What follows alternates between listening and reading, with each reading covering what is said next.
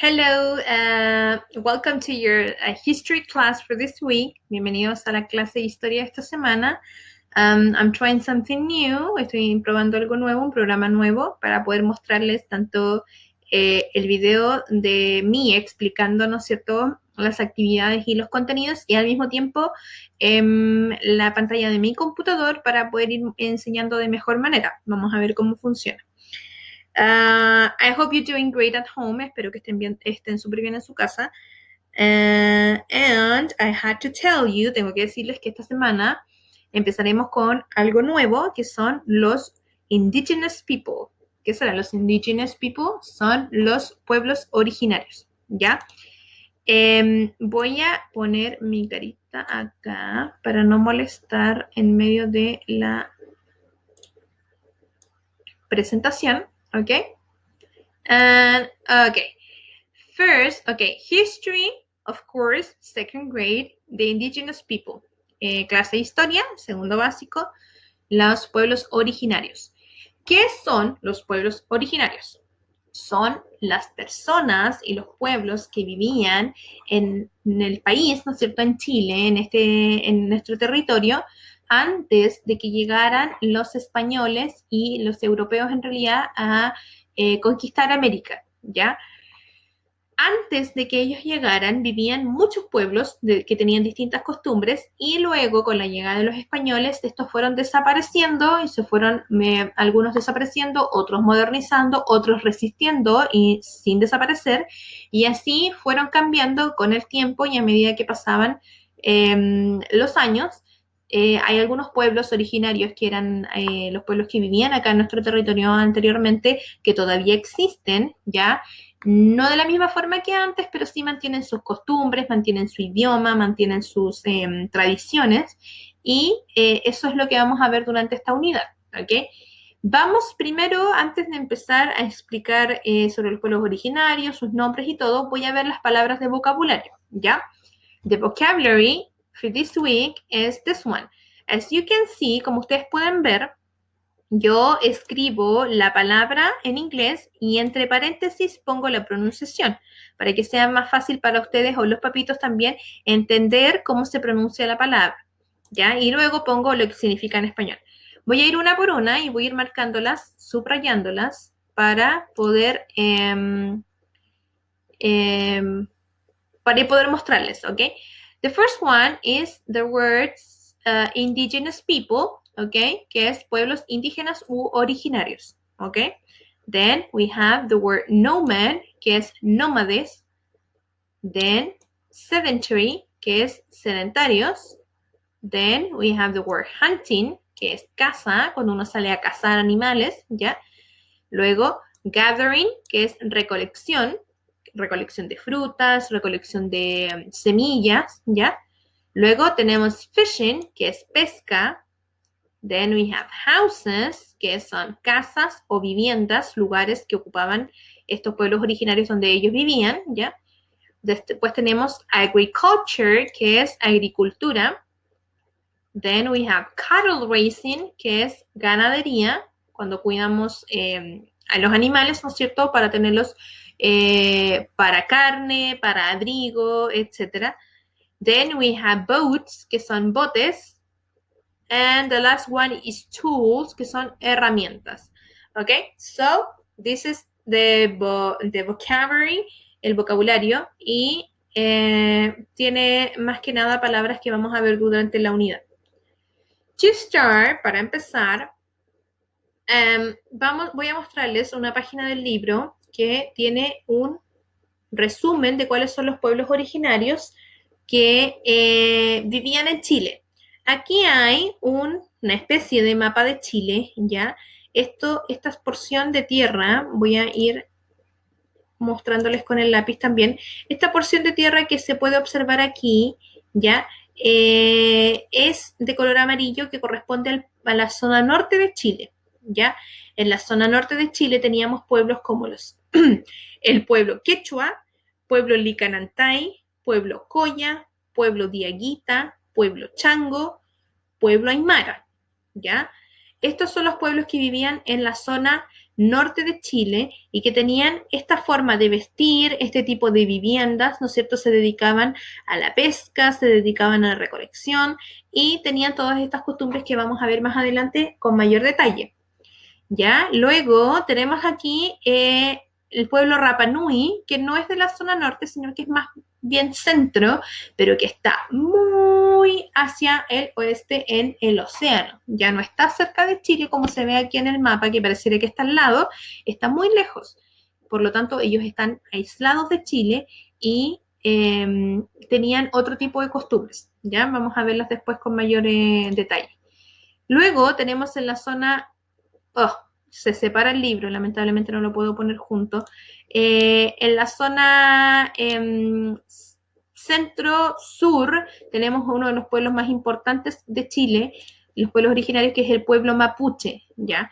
El pueblo mapuche es un pueblo que todavía sigue existiendo con sus mismas costumbres, con sus mismas formas de vestir, con sus mismos ritos, con sus mismas tradiciones, ¿ya? En el sur de Chile, principalmente en la zona de la Araucanía. Ellos todavía siguen viviendo ahí y tienen sus costumbres bien específicas que también vamos a ver a medida que avance la unidad. Y luego en la zona más sur de Chile teníamos a los pueblos, los Aonikenk, Selknam o Onas, perdón, que eran los que están aquí, que son estas figuritas que se ven aquí de este señor que se pintaban los cuerpos. Ya vamos a ver después por qué hacían eso. Tenemos los Yagán, los Cahuéscar, los Chonos, ¿ya? Estos del sur, si se dan cuenta, tienen otro tipo de vestimenta debido a que en la zona sur de Chile hacía mucho más frío, hace todavía mucho más frío, y necesitaban vestirse con pieles de animales o tener mayor protección contra el frío, a diferencia, por ejemplo, de lo que vemos en la zona norte, que ellos no necesitaban vestimentas que los abrigaran mucho, porque la zona norte no hace tanto frío, ¿ya? Se dedicaban también a la pesca, a la recolección. Vemos aquí que sus casas no eran tan firmes como las que tenían otros pueblos, y vamos a ver después por qué se debe a eso, ¿ya? Entonces, tienen que ustedes en sus casas observar bien, con atención, estos dibujitos para que les quede un poquito más claro que ahora. Para que lo vean con calma también. Y aquí dice cómo convivió cada pueblo con su entorno. Conversa con tus compañeros considerando. Obviamente no podemos conversar con los compañeros, pero pueden conversar con las personas que están en su casa. Pueden poner atención al tipo de vivienda que tienen, a los utensilios que bien que están usando, la vestimenta y la alimentación, como yo les iba comentando. Esto no es necesario que ustedes me lo envíen, es solamente para que lo conversen en casita. Después tenemos la primera actividad que ustedes tienen que hacer para poder entender un poco de qué se trata las actividades y los contenidos de esta semana, es que van a leer la información sobre nómadas y sedentarios de las páginas 62, desde esta, 63, 64 y 65. Solo leer, ya no necesitan...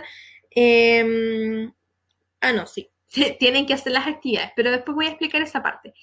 Tienen que leerlo, ya, tomar atención, y aquí en estas páginas lo que principalmente se dice es cuál es la diferencia entre pueblos nómadas y cuál es la diferencia entre ellos y los sedentarios. Ya, yo les voy a explicar de qué se trata esto.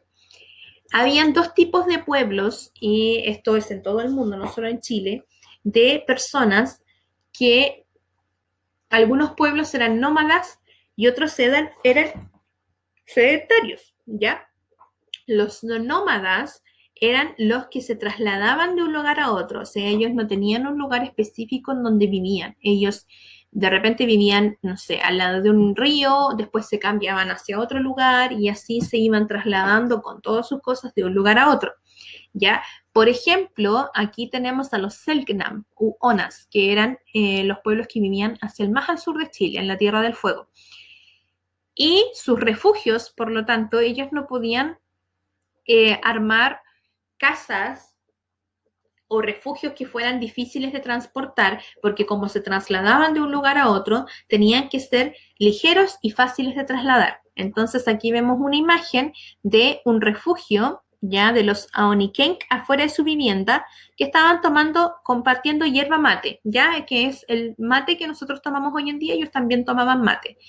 Entonces, si se dan cuenta, si ellos decidían mudarse hacia algún otro lugar, era más fácil desarmar esta especie de carpa que tenían para poder trasladarse. En cambio, se hacían una vivienda mucho más complicada, pesada y que no fuera fácil de trasladar, para ellos iba a ser muy complejo. Por eso sus casitas eran así, bien ligeras y fáciles de trasladar.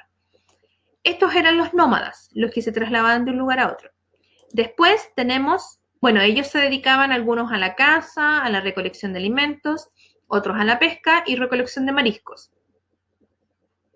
Después tenemos a los sedentarios, ¿ya? Las viviendas de los sedentarios eran más fuertes y duraderas, ya que ellos no tenían que andar trayendo su casa de un lado a otro, sino que se quedaban a vivir en un lugar específico, ¿ya? Aquí tenemos un ejemplo de una vivienda quechua de la zona norte de hace más de 100 años, ¿ya? En su construcción se utilizaban, perdón, en su construcción se utilizaban rocas apiladas, ya que eran como especies de ladrillos que se pueden observar aquí, también paja y a veces madera, ¿ya? Ellos cultivaban su alimento y cuidaban de su ganado. Como ellos se quedaban a vivir en un solo lugar, era más fácil para ellos hacer cultivos, o sea, plantar cosas y después cultivarlas para poder cosecharlas y comerlas. Y además tenían la costumbre de cuidar de ganado, sobre todo de estas especies que salen aquí. Voy a tratar de agrandarlo a ver si se ve mejor. Que son llamas. Ya esto era los Licanantai, que tenían, ¿no es cierto?, ganado de llamas.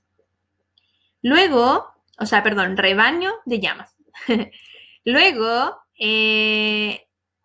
tenemos acá, diseñaban sus propias vestimentas con distintas técnicas de tejido y distintos tipos de lana.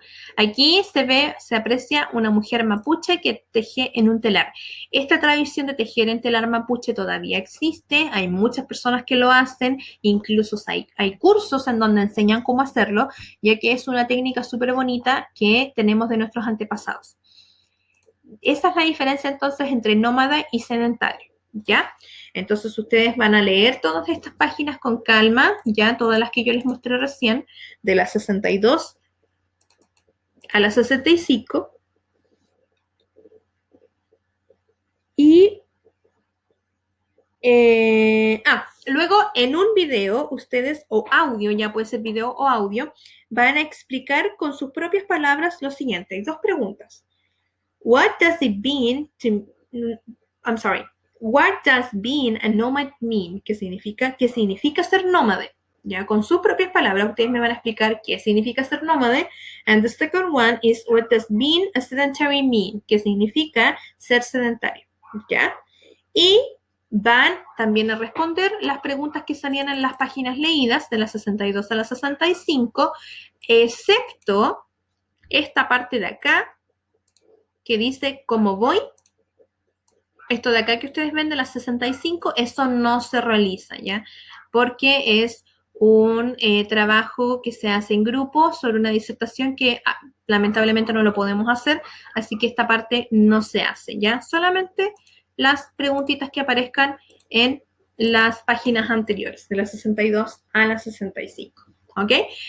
That's the first activity, esta es la primera actividad. Voy a buscar la second activity para poder mostrarles qué es lo que hay que hacer. Ok, the second activity, la segunda actividad, ustedes tienen que leer la información de las páginas 68 hasta las 71, ¿ya?